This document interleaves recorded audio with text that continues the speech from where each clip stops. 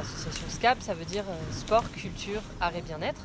En gros, on a une association qui date de début 2018 où on propose tout un tas d'activités sportives en plein air. Ça va faire 1 an qu'on propose des sorties ici au Maïdo pour arracher des plantes envahissantes. Donc on est un noyau dur, donc on est 4 au niveau du bureau.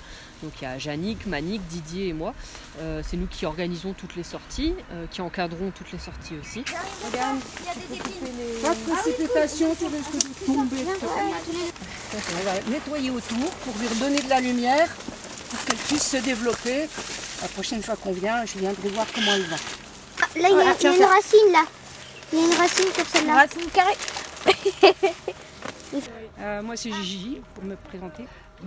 J'ai été la première personne à signaler la présence de cette plante ici.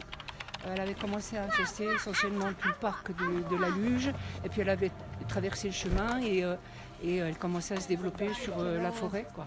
D'ailleurs, si vous en voyez du Senecio tamoides, c'est son nom, ailleurs qu'ici, il faut le signaler au GER ou au conservatoire botanique. Donc voilà, j'en ai pris un morceau parce que je ne savais pas le nom, je ne savais pas ce que c'était, et je suis allée au conservatoire botanique pour leur demander de m'aider à l'identifier. Ils ont envoyé des experts pour vérifier que ce que je disais était censé, on va dire. Ensuite, j'ai pris contact avec des associations comme SCAB. Et oui, on réagit tout de suite, et comme ils ne sont pas loin, ils sont venus. Et ça fait plus d'1 an maintenant que je travaille avec eux. Donc j'ai lancé l'alerte, ça c'était ma première mission. Maintenant ma deuxième mission, c'est d'informer le public le plus possible sur le problème des envahissantes. C'est une plante qui a été commercialisée sur l'île, quoi. Et là, on n'a pas du tout fait attention aux problèmes que ça risquait de poser. Voilà. Donc maintenant, ça y est, elle est interdite. Elle est passée dans la liste des plantes interdites. Donc si on en a dans le jardin, il faut l'arracher. Il ne faut surtout pas les mettre les petits bouts dans les ravines. Alors là, surtout pas, au secours. Il vaut mieux les mettre dans la poubelle ou les faire pourrir, sécher, mais pas, vous avez vu, le moindre morceau, il repart. Bref. Et puis, les graines sont fertiles aussi. Des petites graines, un petit peu comme le pissenlit qui volent partout. Mais du coup, à chaque fois que nous arrivons dessus un lieu, nous dit nous essayons de sauver le pied de bois. Parce qu'il est en train d'être bouffé par la liane. Et du coup, nous essayons de sauver le pied de bois aujourd'hui chacun. Si nous toute la gagne sauve un pied de bois, nous plus de 50, nous va sauver 50 pieds de bois. Donc pas forcément, on va trouver des plantes endémiques. Mais des fois, on voit une petite plante endémique, on voit les petits comme ça, ils sont en train de bataille, et les lianes sont en train de bouffer. C'est là nous sommes allés, nous radicalisons par son petit endroit, son secteur, le liane ne vient pas là. Et là, nous commençons, comme dit Bana, nous commençons vraiment en bas de la chaîne. Nous les atteignons, là, nous sommes totalement en bas. Nous ne connaissons pas rien, si demain Bana va continuer, si elle va pas continuer. Mais en tout cas, de nous, l'association SCAB, il donne la main pour faire ça. Et surtout Maïdo. Et surtout ces plus bonnes marmailles là, quoi. Donc l'exotique, c'est toutes les plantes qui ont été apportées par l'homme d'un autre endroit que des mascareignes. Elles viennent d'Afrique, elles viennent d'Australie. Là, beaucoup viennent d'Australie. Et les indigènes, c'est les plantes qui se sont débrouillées toutes seules pour venir.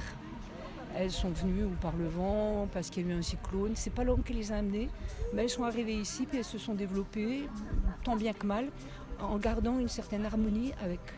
Elles n'envahissent pas.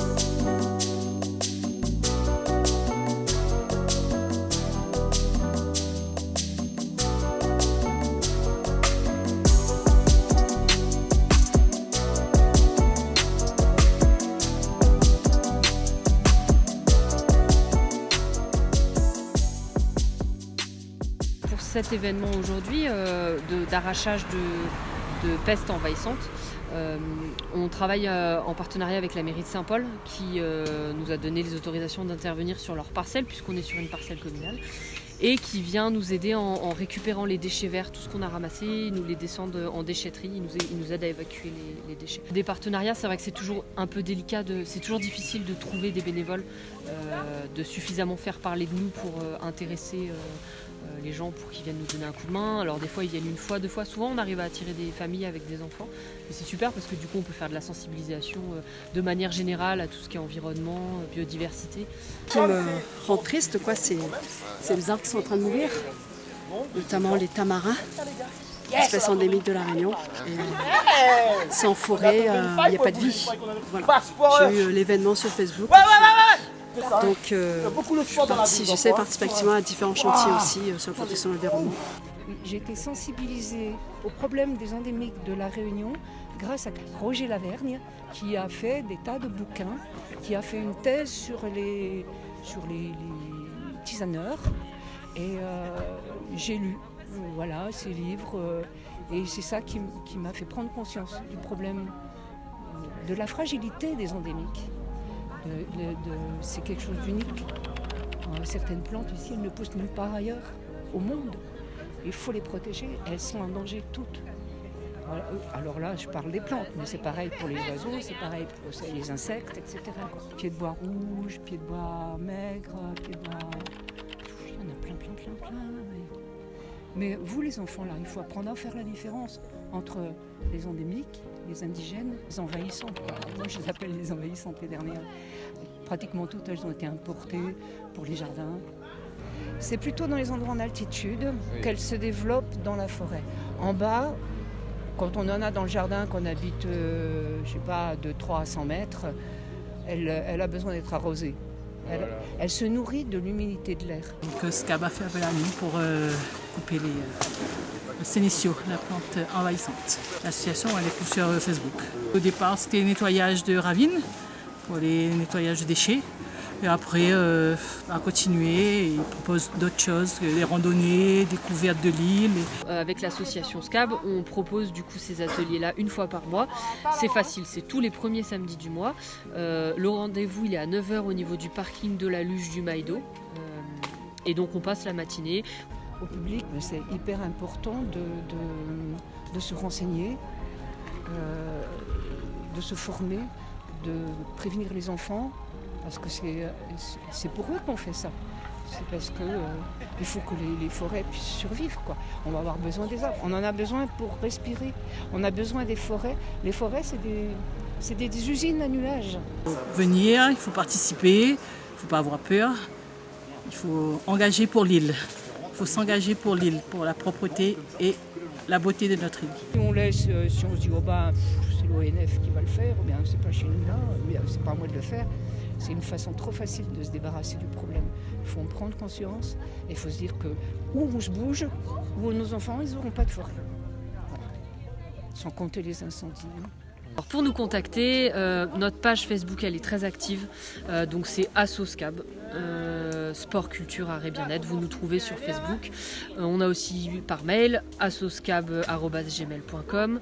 On a un site internet qui peut renvoyer via le formulaire de contact sur notre adresse mail. Le site internet c'est pareil, assoscab.re. Voilà, tous ces moyens de communication, donc vous tombez sur moi et je me ferai un plaisir de vous répondre. On est les sauveurs de la forêt. Super héros. On est des super héros aujourd'hui.